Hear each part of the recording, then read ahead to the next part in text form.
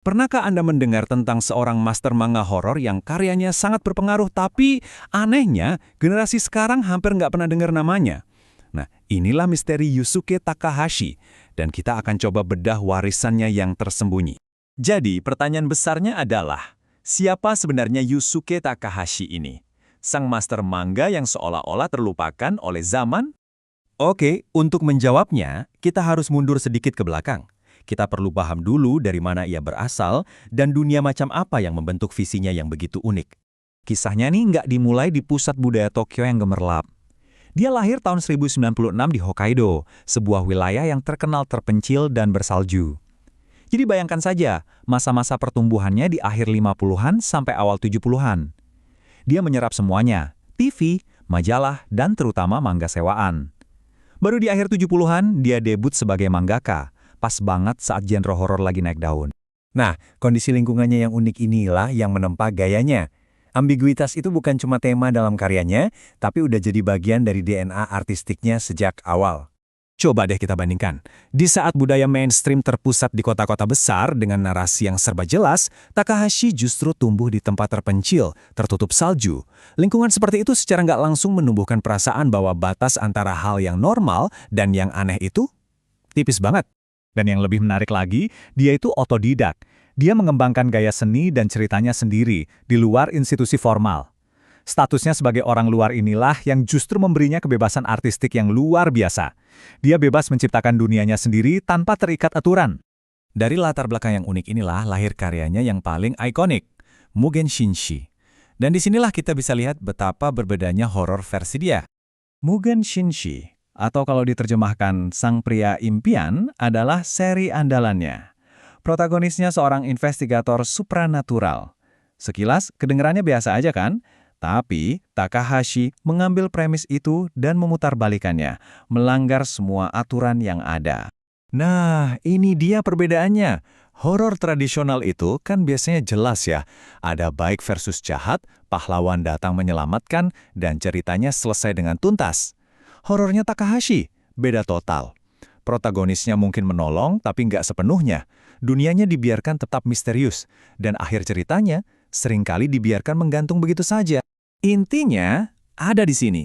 Cerita-ceritanya sengaja menolak memberi kita jawaban yang mudah. Dunia dalam manganya dibiarkan apa adanya, penuh misteri dan nggak bisa sepenuhnya dipahami, ya persis seperti dunia nyata. Filosofi ambiguitas ini terus berevolusi sepanjang karirnya. Seiring berjalannya waktu, gayanya menjadi semakin halus dan semakin menusuk ke dalam. Kita bisa lihat progresinya dengan jelas. Awal 80-an, karyanya khas dengan garis tipis dan cerita yang minimalis. Lalu di akhir 80-an sampai 90-an, fokusnya geser. Bukan lagi monster dari luar, tapi horor yang ada di dalam diri kita.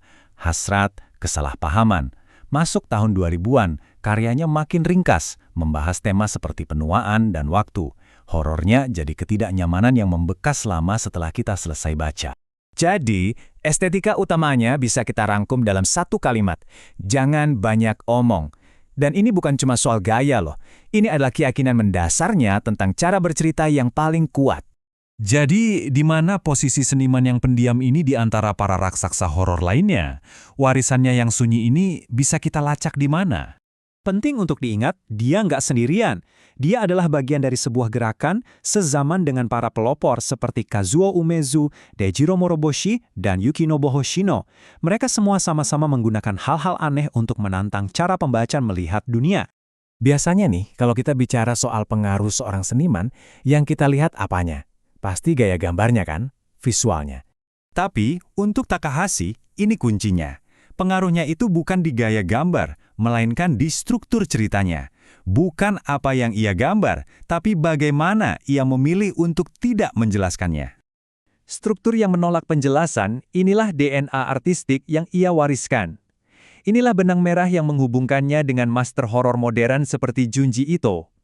Mereka terhubung bukan karena gaya gambar, tapi karena keberanian mereka untuk merangkul ambiguitas. Nah, semua ini akhirnya membawa kita kembali ke pertanyaan awal.